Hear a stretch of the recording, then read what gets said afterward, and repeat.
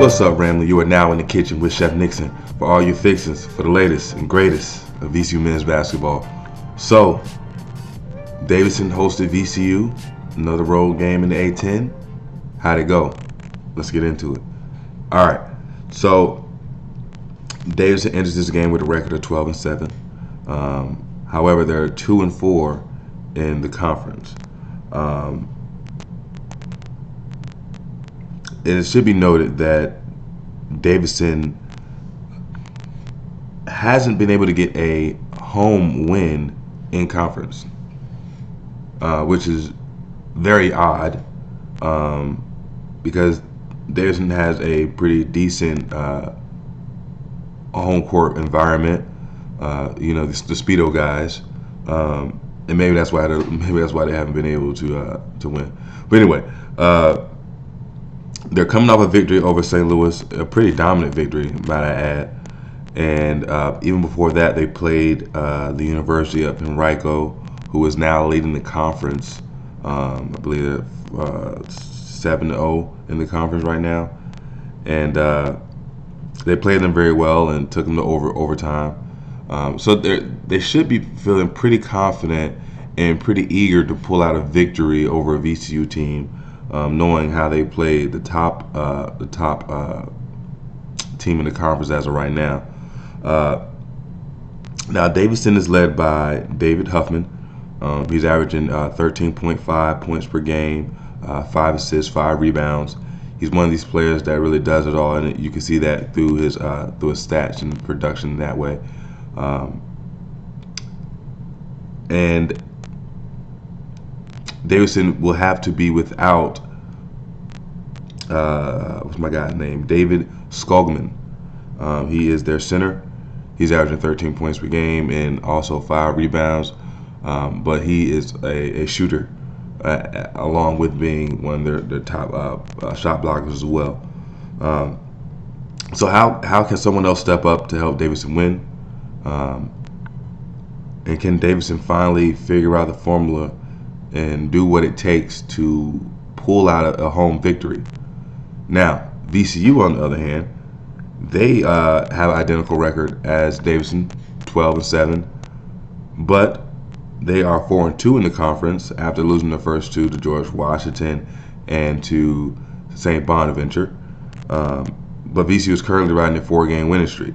I think they made some adjustments along the road that benefited them tremendously. Especially on the defensive end. I think offensively they've already had the juice. In this win streak, the last 2 games, Joe Bambisil has been playing outside his world.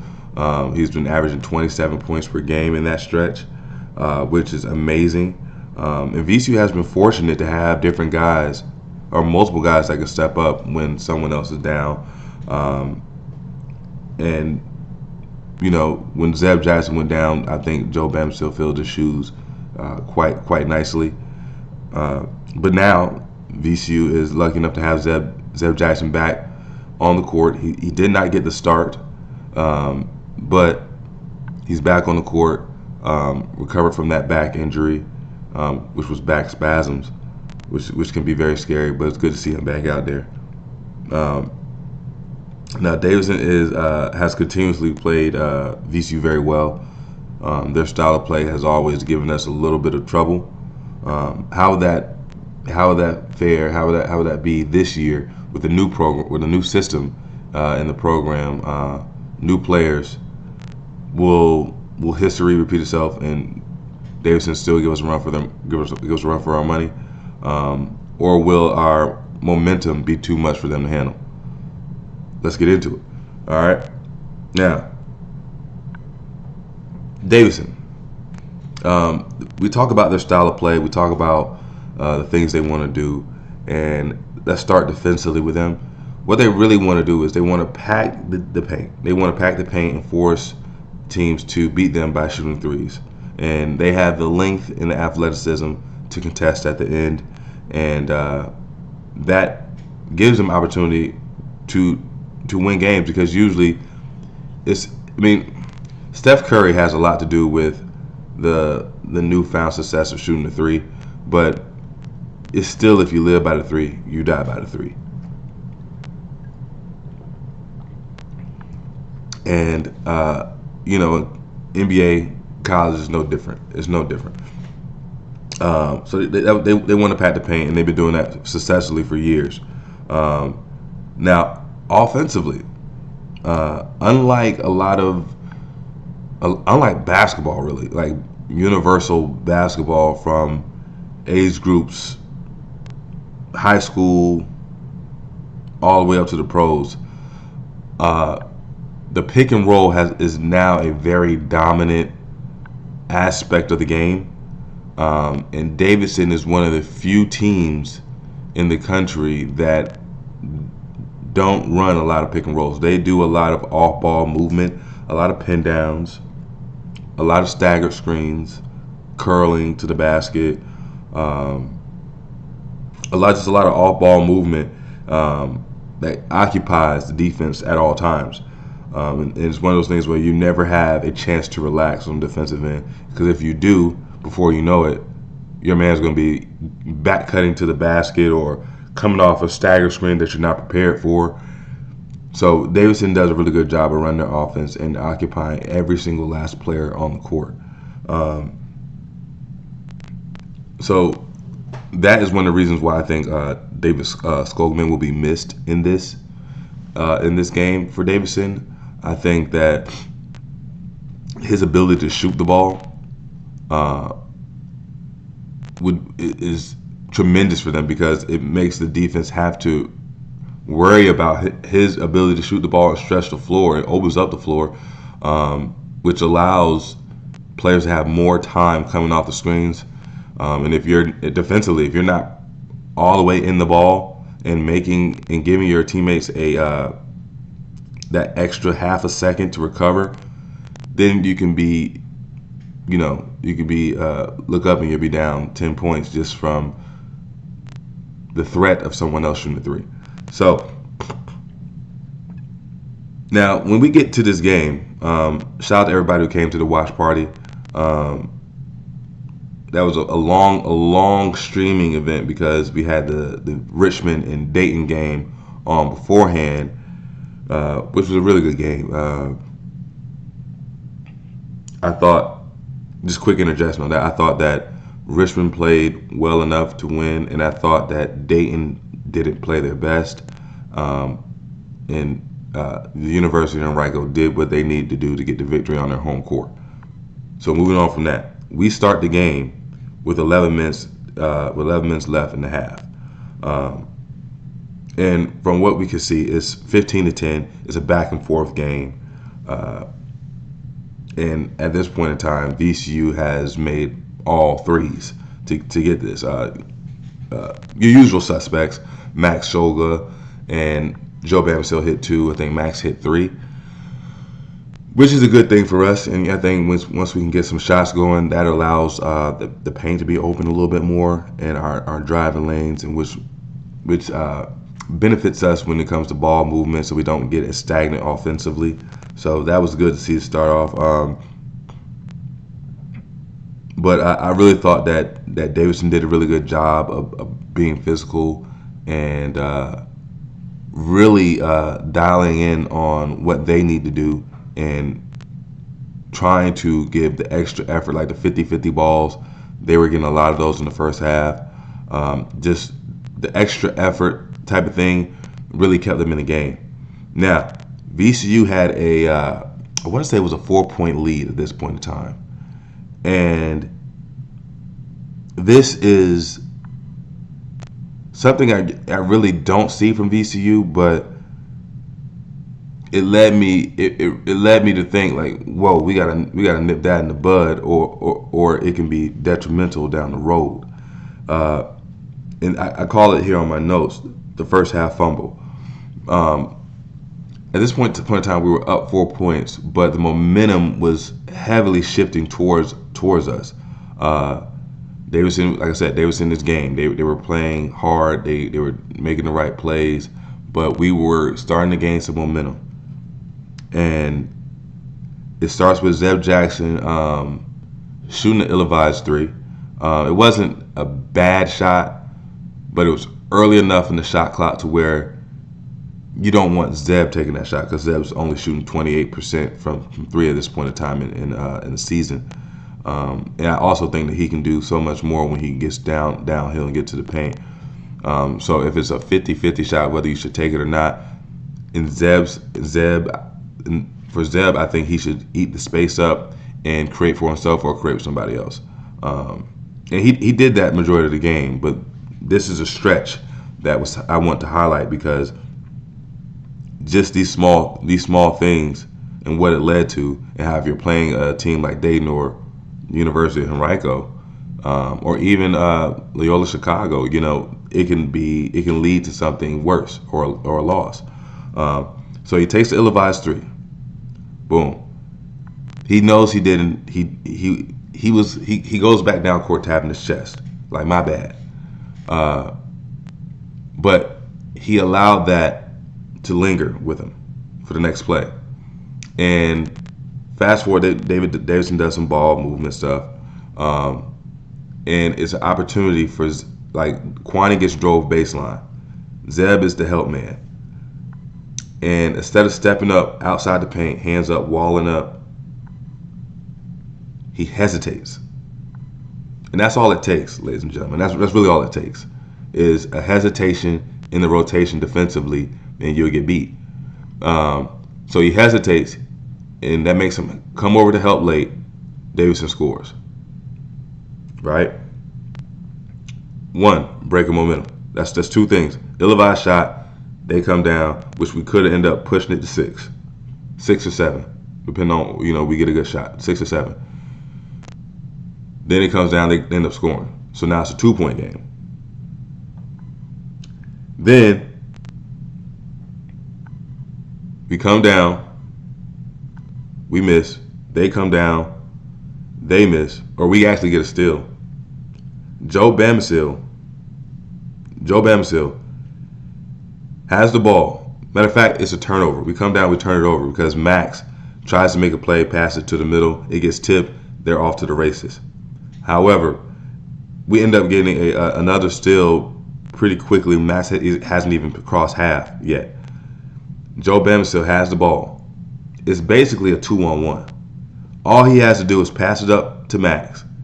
If Max can either score it himself, if the defense can adjust, he can toss it back, and it's showtime for Joe Bamsil. Instead, he makes I'm not sure if it was a selfish decision or if it was just he didn't have his head up. However, he dribbles the ball. It dribbles the ball into the defender. It could have been called a charge, but by the grace of God, it was called a blocking foul. And then the very next play, 3-4 seconds into the shot clock, Joe comes off the screen and forces a 3. Now, I understand, and I said this before, you're going to have to live and die with some of the bad shots that Joe takes because he's a gunner, and we need that. And he's averaged 27 over the last 2 games, so I get it. But another ill-advised shot, we miss, they come down, and then they score and end up going on a run. So we end up going into the halftime down 3, where we should have potentially been up 10. You see how that works? A few bad decisions led us to be down 3 when we should have been up 10. So then, okay, boom. Now you go into the second half. In the second half, you got to come out and punch somebody in the mouth if you're down, or if they're trying to hang on, you got to come and punch them in the mouth to win the first 3 minutes, or to win the first 4 minutes, excuse me. And VCU didn't do that. So now they put themselves in a position where now they really have a game. Instead of coming out a half, being up 10, and really putting your foot on their neck and blowing them out and having a stress-free, easily confident win. However, that's not exactly what happened. So Davidson came out, and they were really attempting to win the first 4 minutes. They came out playing extremely physical. They did a really good job of crashing the glass. They had a multitude of second chance points and second chance opportunities just by being physical. Now, part of this is not just physicality. Like I said, their offense is predicated off a lot of off-ball movement. And when you have that and you're dealing with shooters, you're trying to keep an eye on the ball and an eye on your man and communicate with your teammates about, are we switching? Am I trailing this offensive player off the screen? Are we switching at the top? Are we bluing the situation? What exactly are we doing to guard this? Now, with that going on, you still have on the other side somebody's going one-on-one, and with the physicality of this, they're bumping you and they're trying to get their shot off. You may find yourself out of position to get an offensive rebound. Now, sometimes in this, and this is just not, I'm not just making an excuse for VCU. Sometimes we would just turn and look, and then they would bump us and get the offensive rebound. But there's other times where their offense and the way they're running their offense caused us to be out of position to get the rebound. But I think Davidson did a really good job of taking advantage of that as well. However, we made it up. We did a lot of good things as well. I thought we fought through adversity most of the times. There was a 9-point lead. We cut it to 4. Then they got it back up to a 9-point lead, and we were able to cut it again. And I like to give a lot of credit to Zeb Jackson and Janelle. One of the reasons Zeb Jackson is missed is because, one, he's ballsy. He'll take and make big shots. You know what I mean? Even though, like I said, he's not statistically shooting the three that well. However, he hit a big three in the second half to cut into the lead. And he also got a big steal on the right hand side, right in front of the Davidson's bench, and was able to use his speed and athleticism to get downhill and finish. Now, Janelle, if we go back and watch that game, Janelle had 3 steals, and it seemed as if each one was a critical one, something that was stopping momentum or giving us momentum, something like this. A big steals, so timely steals from Janelle, which really ate up the 9-point turnaround. And then there was a stretch where Toby Lawal, and you gotta love Toby just from the energy aspect, but there's a point where Toby Lawal, we're struggling to get rebounds. Toby Lawal comes and gets clean rebounds to get us in transition. Then there's a point where we're in the bonus. Toby Lawal's physicality, or Toby Lawal being able to master physicality on rebounds, he gets fouled, and then he goes down to the other end and knocks down both free throws. BOFF, both of them. And for all the people in the watch party, you know what I mean. But still, Davidson was game. I think Davidson made a lot of great effort as far as like blocking shots. They had some really good shot blocks throughout this game. One on Michael Bell, one on Bairstow curling to the basket. But all in all, I thought that VCU fought hard through adversity, and they did what it takes to win. Solid defense, no gambling, taking care of the ball, not turning it over late, and then also just knocking down free throws. Toby Lawal was one of these guys that in the second half, he was at the free throw line 3 or 4 times, and he made like 7 of 8 or 8 of 8. So shout out to Toby. Max did his thing as far as getting downhill, getting fouled, and knocking down free throws. So we did all it takes to win on the road. And shout out to Davidson because they were game and they played well. However, they just didn't have enough as far as offense to knock down shots. They had a couple open looks that they weren't able to knock down, and VCU took advantage of that and ended up being able to pull out a victory, 63-58. Now, VCU, I want to give them credit for only having 6 turnovers in this game. That's impressive. We were averaging around 11 or 12. So to cut that in half was good. I didn't like the fact that we were out rebounded 26-40. But I do understand it, even though we have to clean that up when we're playing other teams, especially who we have next in the next 3 games. We're going to have to clean that up. But on the other side, we did shoot very well from three. We shot 39% from three. That's good to see. Kwani hit two big ones early on. Of course, Max hit like four. Joe Bamsell added. Even Jay Nell added in the big three in the second half, and along with Zeb. Points in the paint. They really cleaned us up there. And it's just like those two things we're gonna have to clean up when we're playing against St. Bonaventure, we're playing against Richmond, we're playing against Dayton. We're gonna have to clean those up. We can't depend on our 3-point to shoot at 40% clip. We can't expect that because sometimes the ball is just not gonna fall. So we're gonna have to do the other things that we can control to assure or put ourselves in a position that we can win. Now Davidson, let's talk about them. Connor Kuchera, he played extremely well for them. He was a bench player who got some opportunity, and he had 19 points and 8 rebounds. I thought he played extremely well. Reese Bailey added in 10 points and 9 rebounds. And I always want to do this because I got to give VCU's defense credit for adjusting and actually being pretty damn good. And they've been doing good at this, I guess, majority of the season.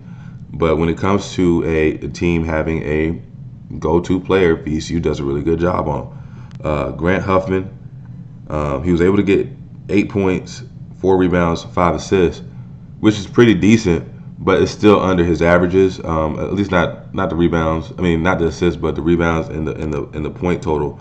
And he was 2 from 8 from the field, so we did a really good job of limiting his shot attempts and contesting them and making them hard enough so where he only was able to knock down 2.